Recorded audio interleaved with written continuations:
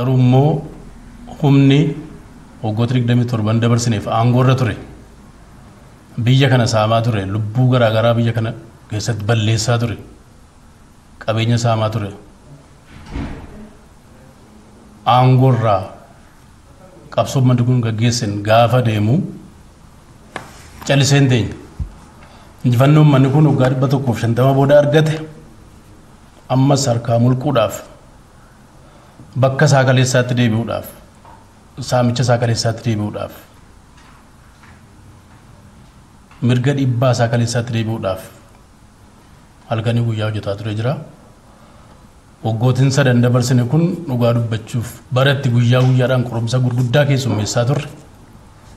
Akkasuma immoo baratti qorumsa kana keessummeessinee injifannoolee garaagaraa galmeessine akka naannoo keenyaattis akka biyyaattis. Injifannoon garaagaraa galmaa'e kun warra kaleessa qabsaa tureef hamilee guddaa ta'e warra gatii gurguddaa kaffalaa tureef hamilee guddaa ta'e garuu immoo warra kaleessa dhiibbaa mirgaa gaggeessaa tureef warra biyya diigaa tureef warra biyya kolaasaa tureef warra biyya saamaa tureef mataa dhukkubbii guddaadha kan ta'e. Kanaaf humna alaatu nafin kan akka Gibsi kanneen dantaa mataa isaanii barbaadan biyyoota gurguddatanis dabalatee humna mootummaa laafaa ergachuu barbaadu fedhuuf isaanii waliin ta'uudhaan injifannoon argame kun akka injifannootti akka itti hin fufne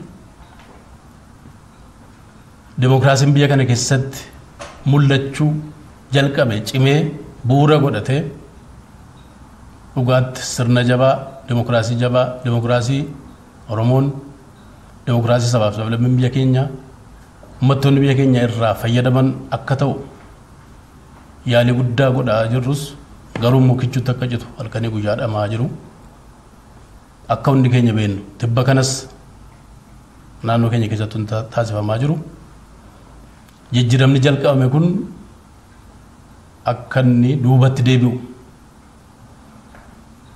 ummanni qabsoo isaatiin mirga argate qabsoo isaatiin faayidaa argate akka inni dhabu ammas halkaniif guyyaadha kan hojjetamaa jiru garuu immoo nuti akka jannootti mootummaan naannoo keenya kan inni qabu ummanni keenyas beekuu qabaa jennee kan laallu kan itti amannus kaleessa injifannoo argame kun qabsoodhaan dhufe itti du'ee dhufe ilma isaatti dhabee saba isaatti dhabee argate injifannoo qabsoodhaan dhufe kana tikfannee injifannoo kan biraatiif tursiisuutu nurraa eegama. Kanaafis tokkoffaa wayyaanee uumaa isaarraa kaasee uummanni Oromoo sin beekaa sabaaf sablammiin biyya kana jiran sirriitti beeku. Uumamni isaa maqaa uummataa kaasee garuu uummata saamuu, ajjeesuu, balleessuudha. Kaayyoo shiraan dabaalameedha kan inni qabatee dhufe. Erga aangoo gadhiise biyyaa bahees kan inni godhaa jiru kana. Wayyaaneen humna alaatiif ergama. Humni wayyaaneef ergamu naannoo keenya keessatti shaneen humni wayyaaneef ergamu naannoo keenya keessatti shaneen yoo afaan Oromoo dubbachuu ta'een alatti humna wayyaanee irraa garaagarummaa inni qabu tokkoyyuu hin jiru. Juntaan afaan Amaaraa afaan Tigree dubbachuu danda'a ta'a. Tibba kana immoo kan argaa jirru warri wayyaaneef ergamanis afaan Tigree dubbataa jiru gaariidhaan rakkoon qabu. Kanaaf akka naannoo keenyaatti naannoo keenya kan gooluuf deemaa jiru jijjiirama jalqabame kan dubbatti deebisuudhaa kan deemaa jiru wayyaaneen humna biraatiif kan ergamu yoo ta'e iyyuu ergamaa wayyaaneeti. Kanaaf ergamtoota wayyaaneetii fi wayyaanee mataa isaanii dabalatee namoonni naannoo keenya jiran jiraattonni naannoo keenya keessa jiran humni kun maaliif uumame kaleessarraa kaasee humna shiraan dabaalame humna nama miidhuu irratti hundaa'e nama saamuu irratti hundaa'e nama ajjeesuu irratti hundaa'e ta'uu isaa hubatee wal hubachiisuu danda'uudha qaba kan jalqabaa. Irra deddeebiin uumama isaanii yaadachuudha. Namni ilaalaa isaanii hin qabne hin jiru mana keessa. Maal godhaa turanii?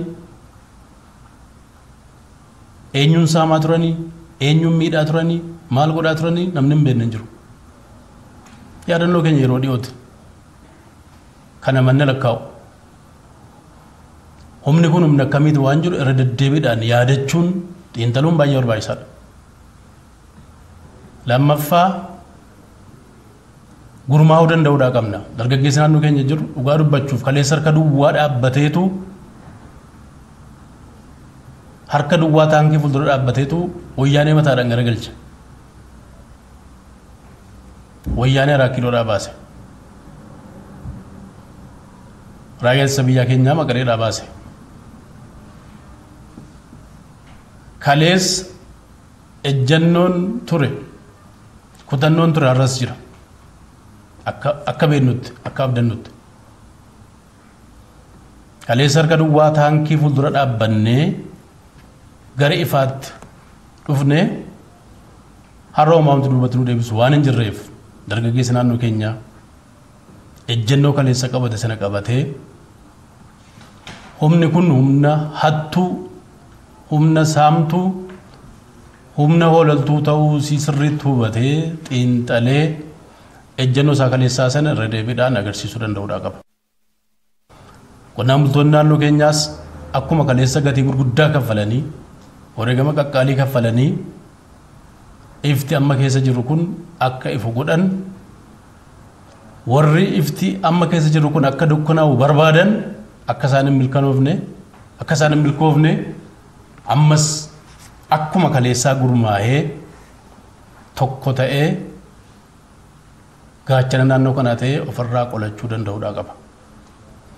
Horsiisee bultoonni naannoo keenyaas akkuma kana karaa wal fakkaatuun guyyaa guyyaadhaan wareegama qaqqaalii kaffalaatu as ga'an.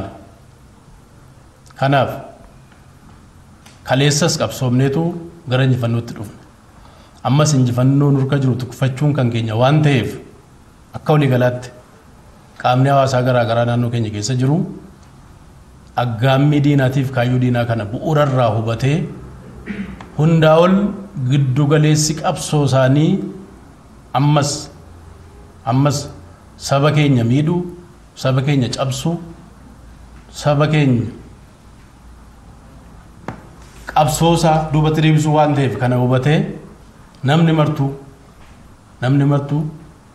dubbii biyya keessa deemaa jiru kana hubatee ofirraa qolannaa cimaadhaan akkuma kaleessaa injifatee warra faallaa isaa deemu warra saba kana cabsuu barbaadu warra saba kana miidhuu barbaadu akkuma kaleessa salphisee injifannoo garbee sana ammas salphisuun akka irraa eegamu carraa kanaan ergaa koo dabarsuun barbaada.